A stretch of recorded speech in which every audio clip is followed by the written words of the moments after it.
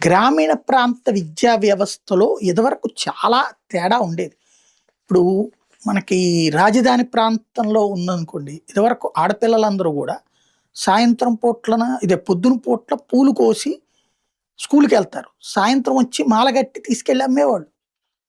అటు వడ్లపూడి, రేవేంద్రపాడు ఆ రూట్‌లో ఆ వంతెన మీద 24 గంటలు ఆ పూలమాలలు అమ్మేటటువంటి వాళ్ళు కనబడే స్కూల్ యూనిఫార్ముల్లో కనబడేవాళ్ళు. ఏంటంటే 10 మూరలు అమ్మితే ఇంత.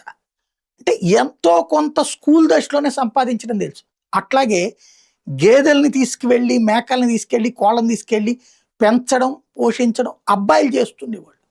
అటు వాళ్ళు ఎంతో కొంత సంపాదించేవాళ్ళు. ఇటు స్కూల్ చదువుతానే. అంటే ఆనాడు అట్లుండేయి.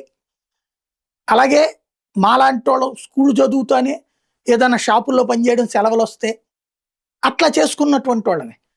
అప్పుడు ఒకటి ఇంటికి మీదన భారం పడకుండా చూసుకునేటటువంటి కాన్సెప్ట్.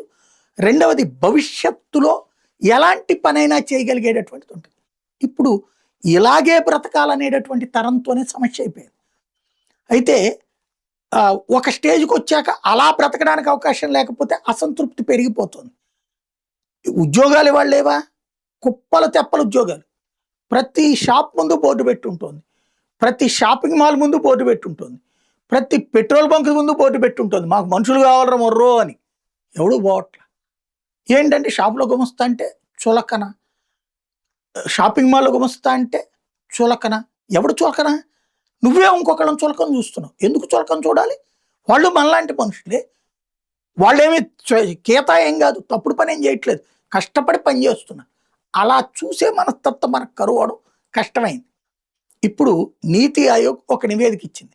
5వ తరగతి నుంచినే నైపుణ్య శిక్షణ అంటే ఏదో ఈ స్కిల్ డెవలప్‌మెంట్ వాటితోనే కాకుండా ఏదన్నా స్వయం ఉపాధి పొందేటటువంటి ఇష్యూస్ దగ్గర నుంచి వాటిట్లో అంటే ఈవెన్ ఆ తర్వాత క్లాసులను బట్టి వాళ్ళ టాలెంట్‌ని బట్టి ఏ విషయాల్లో ట్రైన్ అవ్వాలి అన్నటువంటి దానికి స్కూల్ దశ నుంచినే చేసుకురావాలని నీతి ఆయోగ్ నివేదిక ఇచ్చింది. ఇది ఒక్క రోజులో జరగకపోవచ్చు కానీ వేగంగానే మార్పులు జరుగుతాయని నేనైతే ఆశిస్తున్నాను.